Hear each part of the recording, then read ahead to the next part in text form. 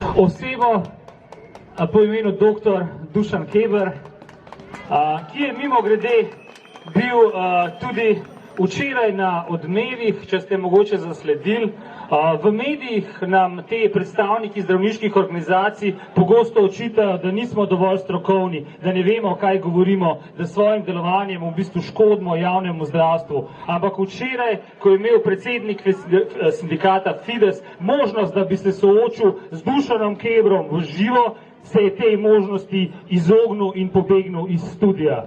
Tako da predajam besedo dr. Dušanu Kebru.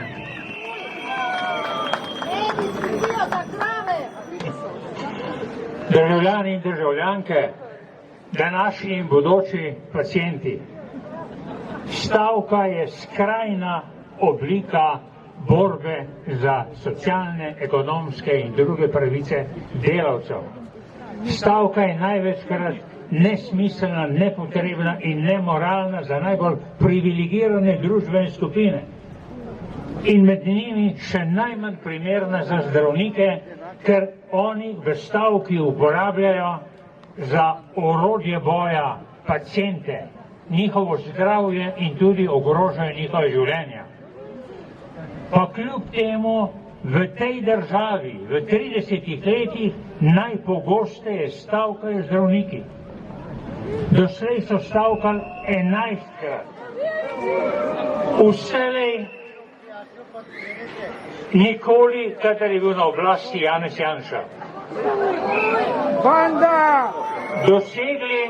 Dosegli so praktično vse, kar je mogoče doseči v sistemu javnih plač.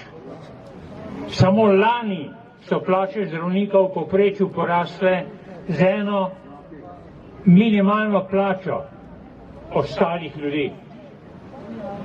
Med zdravniki je danes 40% takih, ki lahko svojo plačo dosežejo plačo predsednika države, predsednika vlade. Predstavljajte si, ena predsednica države, en predsednik vlade na 2 milijona ljudi, pa 1500 zdravnikov predsednikov države. To je današnja situacija. Zdravniki pravijo, da so preobremenjeni. Res je, da so nekateri, še zdaleč pa ne vsi. V zadnjih 25 letih se je število zdravnikov povečalo za 60%. Normativ družinskih zdravnikov, ki je največkrat na tapeti, je v tej državi najnižji v Evropi. 1350 pacientov na zdravnika. Nam najbližja država Danska ima 1600 pacientov na zdravnika. To je nekaj 100 zdravnikov oziroma delovnih mest, ki bi jih lahko pridobili. Hvaležni moramo biti, da se tega normativa drži manjšina, samo 1/3 zdravnikov in da 2/3 zdravnikov delajo v povprečju 2-krat več, ampak o njih Fides ne govori, da so preobremenjeni. Dopusti in odsotnosti, to smo danes slišali, so največji v Evropi. Zdravniki so v povprečju odsotni 3 mesece na leto, radiologi 4 mesece na leto, v Avstriji polovico manj. Če bi se samo približali Avstriji, je to ponovno 200 delovnih mest. Ampak sindikatu Fides to ni dovolj. Stavka zato, ker so sedaj plače mladih zdravnikov preblizu plačam starejših zdravnikov. Želijo vzpostaviti še više plače vmesnega razreda starejših zdravnikov, kar pomeni, da bomo imeli še več predsednikov vlad med njimi. Kar pomeni, da bodo čez čas stavkali zaradi te uravnilovke, ker naenkrat vsi imajo plačo predsednika. Treba je povišati, ki se naredi.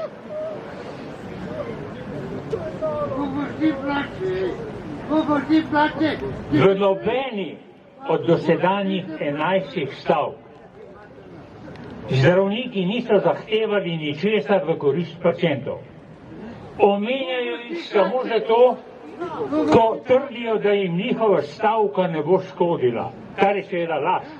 Vsaka motnja v zdravstvenem sistemu škodi pacijentom.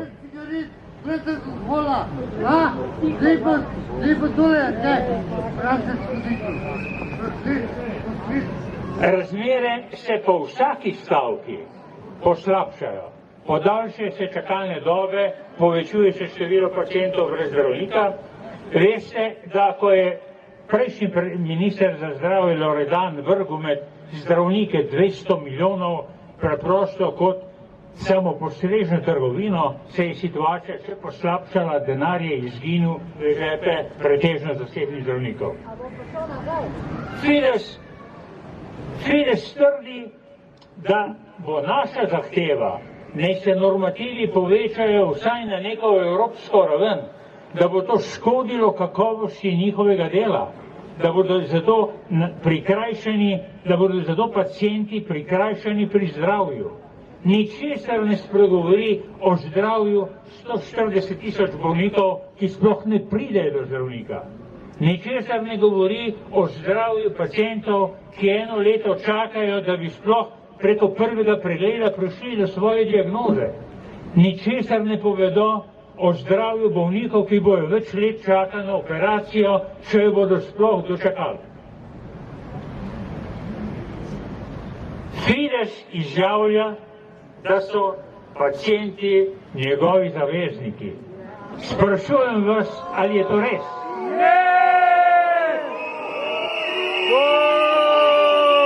Fides pravi, da stavka tudi za vas, za nas pacijente. A mu verjamete?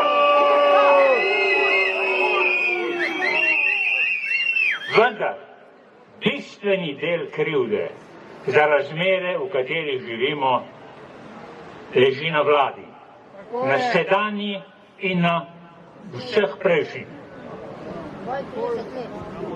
Ne zato, ker se ne odzivajo dovolj hitro na izsiljevanje zdravnikov. Tukaj so še prehitri, tukaj so še preveč ponižni do zdravnikov, ampak zato, ker se ne odzivajo na potrebe pacientov.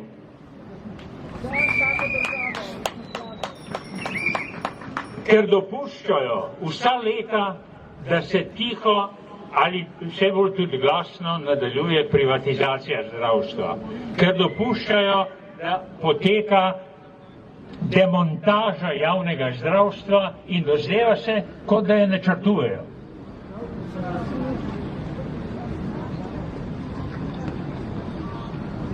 Vlada gleda vstran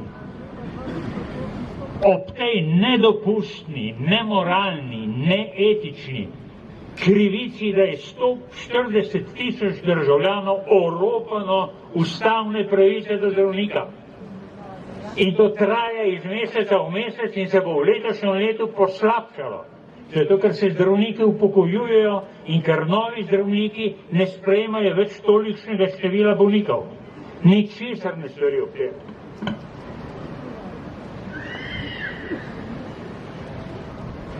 Celo hvalevredna ukinitev dopolnilnega zavarovanja je vlada uničila, ker ga je nadomestila s še bolj krivičnim obveznim zdravstvenim prispevkom. Zakaj je bilo to potrebno? Ko je imela priliko, ko bi se lahko prikupila vsem državljanom, ko bi naredila nekaj za njih, ampak kljub vsemu dela striktno vse, da bi zadovoljila nekatere elite, nekatere lobije, kapitalske posameznike in tudi večje skupine. Skrajni čas je, da vlada, da stranke koalicije spoznajo, da morajo prisluhniti zahteva pacientov, da morajo preprečiti to strašno privatizacijo zdravstva, morajo dokazati nam s konkretnimi dejanji, da jim je mar za državljane, za pacijente. Tega ta vlada zaenkrat ni storila.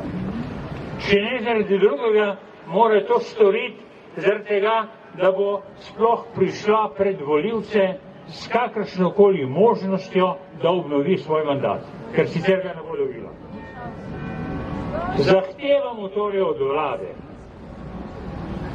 da plače javnih zdravnikov ohrani v mejah splošnega dogovora, plačnega dogovora, ki velja za vse javne delavce. Zahtevamo in pozivamo zdravnike, da se spustijo s svojega piedestala, da se spustijo med ljudi, ki jim pripadajo, da se zavedajo, da so del te družbe, da se zavedajo, da so del socialne države, da se torej vrnejo nazaj med nas in delajo tisto, kar je njihovo poslanstvo in kar je lepota njihovega poklica. Delati dobro za pacijente, ne za profit.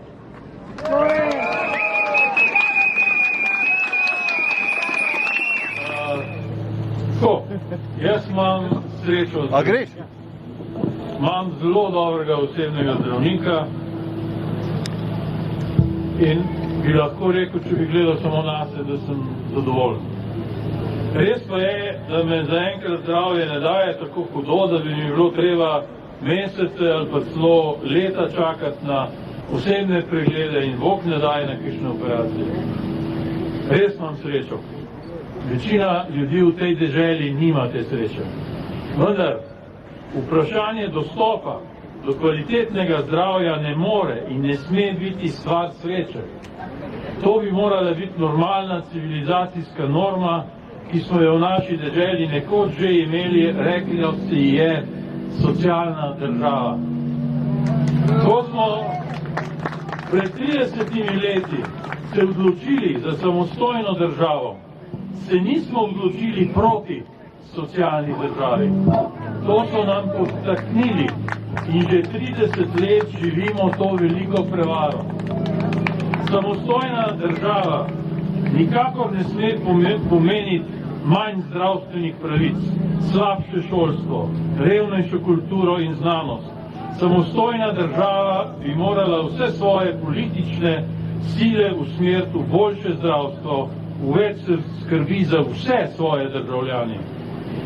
Tako pa so državo spremenili v fevd bogatih in brezobzirnih. Pod pretvezo samostojnosti so nam trgovci z orožjem, tajkuni, politikantje, cerkveni oblastniki in vse sorte kapitalistične barabe ukradli socialno državo.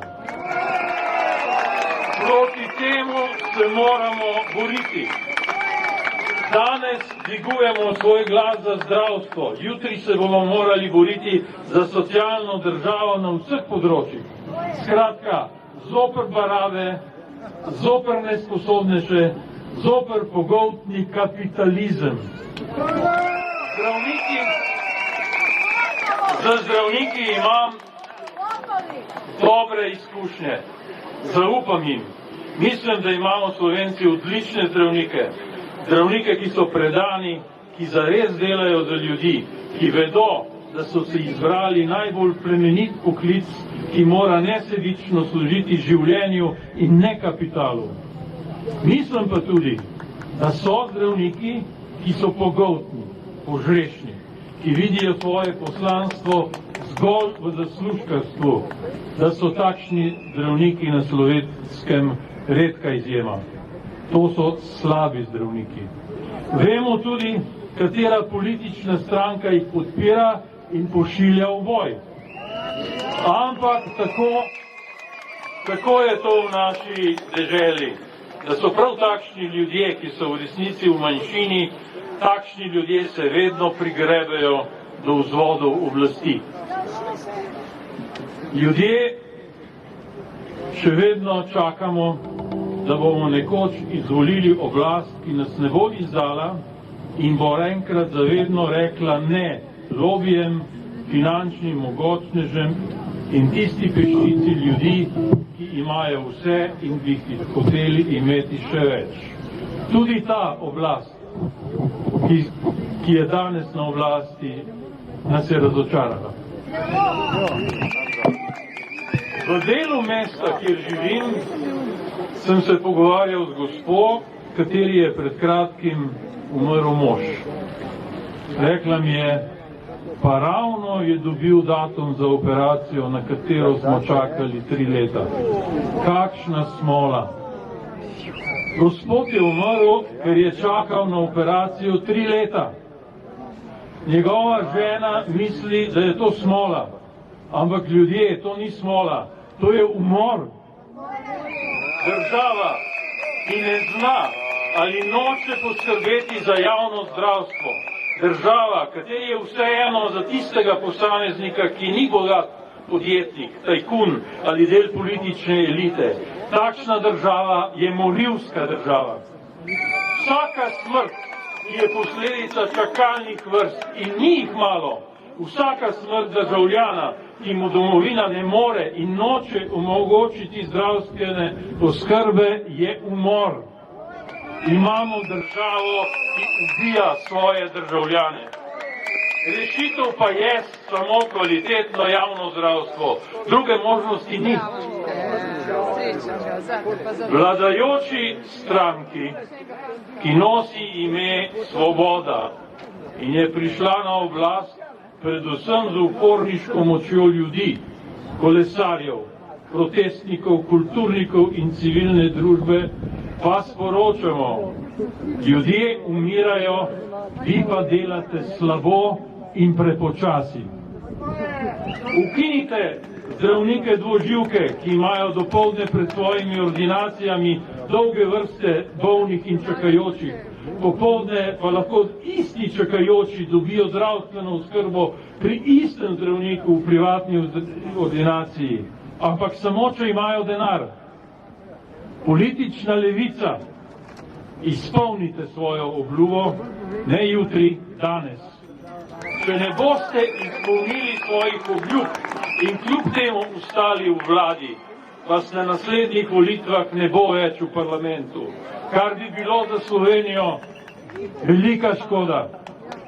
Država, nehaj ubijati ljudi. Smrt zaslužkarstvu, zdravstvo narodu.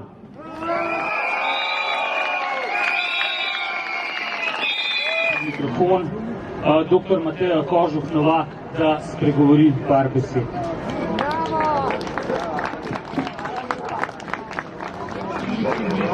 Hvala lepa, tako da ste povabili še enega starega, da kaj pove. Lepo pozdravljeni vsi, ki ste se danes v tem mrazu zbrali tukaj na obletnici našega prvega srečanja. Če pogledamo nazaj, smo kar nekaj dosegli, ne? Ampak rabimo še kar nekaj časa, da bomo dosegli tisto, kar si želimo. Sem zdravnica, nekateri me poznate, delala sem v sistemu, v slovenskem javnem zdravstvenem sistemu, ki so ga občudovali strokovnjaki razvitih dežel, zato ker smo uspeli sorazmerno malo denarja pokriti potrebe vsega prebivalstva, ker smo zagotavljali enako zdravstveno varstvo vseh ljudi. Pogledam v teh letih, to je pa že bolj, bom bolj upila.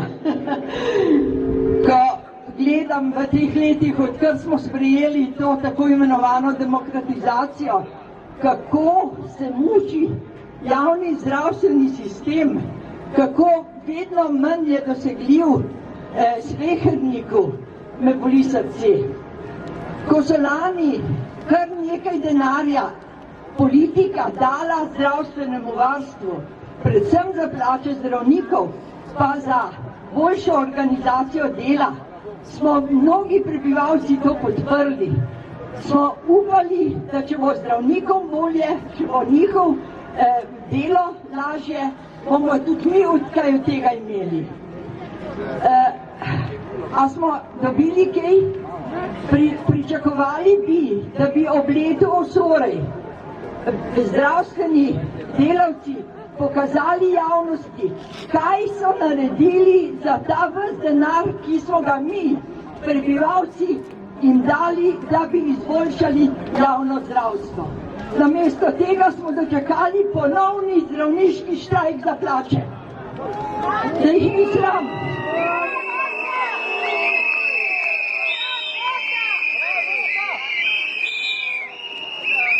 malo pogledati, kaj sem vam namenila. Torej, vsekakor, čakalne dobe so še daljše.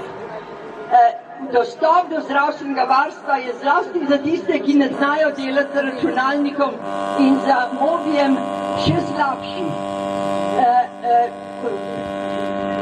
Zdravniki pospešeno odhajajo po nov denar k privatnikom. Seveda, ljudje se ne zavedajo, da s tem zlorabljajo predvsem tiste, ki še imajo denar, da plačajo privatnega zdravnika. Jaz trdim, da je v slovenskem javnem zdravstvu večina zdravnikov izjemno predanih javnemu zdravstvenemu varstvu, da pa s tem, ko molčijo, podpirajo tisto zdravstveno elito, ki je dala prednost predvsem dobičkom na račun zdravja prebivalstva.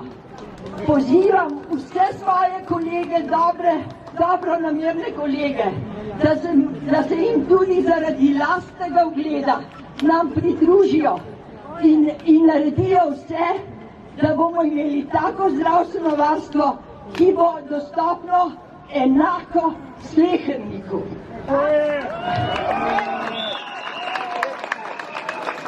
Zakaj je ta stavka? Pravijo, da zaradi tega, ker je razmak med plačami mladih in starih zdravnikov premajhen.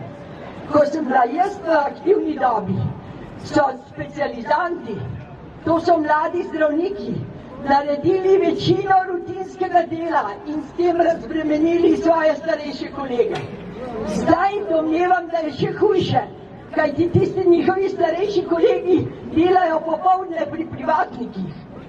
Kakšna je to odnos, njihov medsebojni odnos, da tisti, ki že imajo veliko denarja, za mladim, ki komaj začenjajo delati družine, zavidajo denar. Ampak veste, se ne gre za to. Gre za to, da skuša gospodarska elita, v njej je pa tudi zdravstvena elita, delati nered v državi zato, ker bi morali nekaj svojih dobičkov, nekaj majhnega svojega dobička deliti z vsemi ostalimi prebivalci.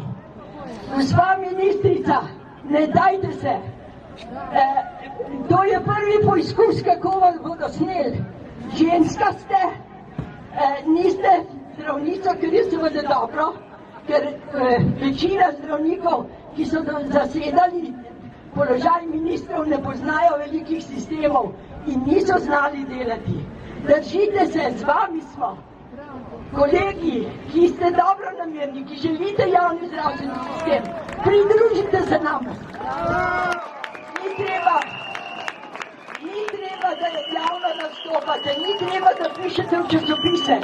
Pišite našim predstavnikom v parlamentu, da bodo vedeli, da nismo samo pacienti tisti, ki želimo boljši sistem, da ga želite tudi vi, ki vztrajate v javnem sistemu. Hvala lepa.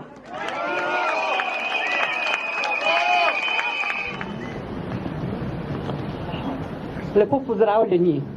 Danes je moj prst usmerjen predvsem na vladajoče, ki nočejo ali ne zmorejo slišati stisk ljudi, nas, prebivalk in prebivalcev oziroma pacientov. Že nekaj let si vlade in ministri zatiskajo ušesa in naglasno opozarjanje ljudi, da nimamo dostopa do zdravstvenih storitev, da se kljub povečanemu denarju čakalne vrste podaljšujejo in da so zavarovanci brez izbranega zdravnika, kar smo že slišali. Ministri za zdravje, ki so dolžni skrbeti za delovanje zdravstvenega sistema in varovati pravice šibkejših ter ranljivejših, so najpogosteje zaščitniki kapitala, lobistov in seveda tudi tistih zdravnikov, ki so glasni in ki nas prepričujejo, da jih je premalo in so zaradi preobilice dela izčrpani. Ali res vsi? Ali le tisti, ki služijo kot dvoživke na račun stisk bolnih ljudi? Dosedanji ministri in politika se niso potrudili, da bi proučili razloge za obstoječe razmere, sprejeli ustrezne ukrepe in tako pomagali obupanim in bolnim pacientom, ki vestno vplačujemo svoj prispevek za obvezno zdravstveno zavarovanje, zakonske in ustavne pravice pa so nam žal kratene. Ali v Sloveniji za 2 milijona prebivalcev res primanjkuje zdravnikov in ali je večina tistih, ki so zaposleni v javnih zavodih, resnično preobremenjeni z delom, za katero redno prejemajo plačo. V zadnjih 10 letih se je za 37% povečalo povprečno število zdravnikov splošnih oziroma družinskih zdravnikov, pa kar za 40%. Kako je mogoče, da kar 40% zaposlenih zdravnikov dela v javnih zavodih krajši delovni čas od polnega, ki je 176 ur mesečno, in to le 2, 3 ali 4 dni v tednu, in kako lahko ob deklariranem pomanjkanju zdravnikov delodajalci, direktorji ob soglasju ministra sklepajo te za javno zdravstvo in ljudi škodljive pogodbe o zaposlitvi. Od 1428 družinskih zdravnikov v Sloveniji jih kar 670 oziroma 47% dela z krajšim delovnim časom od polnega. Lahko si samo zamislimo, kaj vse bi lahko ti zdravniki storili v javnem zdravstvu, če bi delali 40 ur na teden. Tako jim ostane dovolj časa za delo pri zasebnikih, kar lahko definiramo kot konkurenčno prepoved. Tako je v gospodarstvu, oblast pa ostaja slepa in gluha. Naši zdravniki, saj tako razglašajo vodstva njihovih organizacij, so preobremenjeni in zaradi efekta javnosti koketirajo z Avstrijci. Ob tem pa pozabijo povedati, da imajo njihovi avstrijski kolegi precej manj dni dopusta na leto kot oni. V avstrijski mreži bolnišnic v povprečju zdravniki delajo 210 dni na leto, slovenski zdravniki pa 178 dni. To pomeni 32 dni na mesec manj kot pri sosedih. Če bi se ministrica oziroma bivši ministri za zdravje poglobili samo v te številke, bi zelo hitro pridobili ne samo na papirju, temveč tudi resnično precejšnje število delujočih zdravnikov v javnem zdravstvu, ki bi prispevali k dostopnosti in skrajševanju čakalnih dob. Zahtevajmo od politike, da opravi svoje delo in uresniči predvolilne obljube.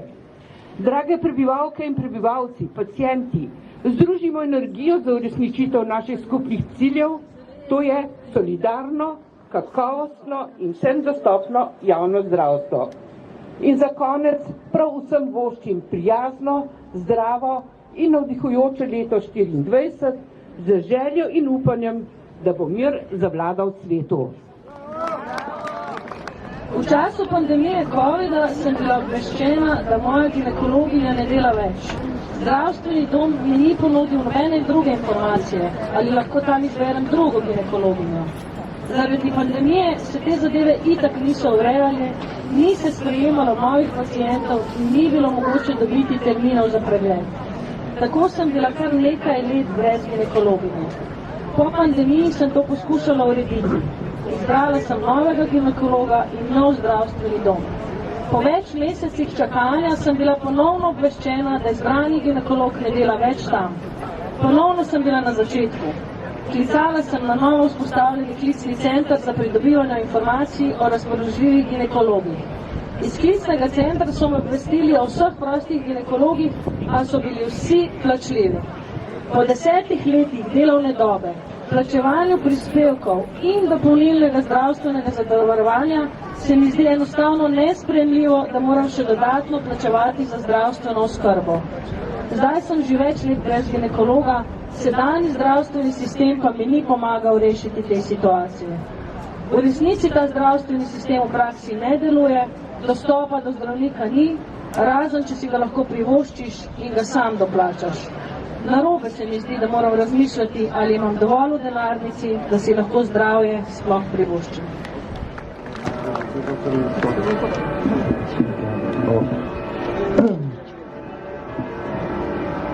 Čeprav se s tem, da smo socialna država, še zmeraj začenja slovenska ustava, se naša država od nje vse bolj odmika. Vse več ljudi je revnih in vse več jih je tudi brez zdravnika. Prizadevanja za najbolj osnovne socialne pravice pa mnogi razglašajo za zahteve skrajne levice. In tisti, ki tako radi govorijo, da jim gre za otroke, zanje v parlamentu ne bodo dvignili roke. Pa čeprav v veliki meri prav za otroke gre, ko gre za zdravstvo, ki naj bo dostopno za vse.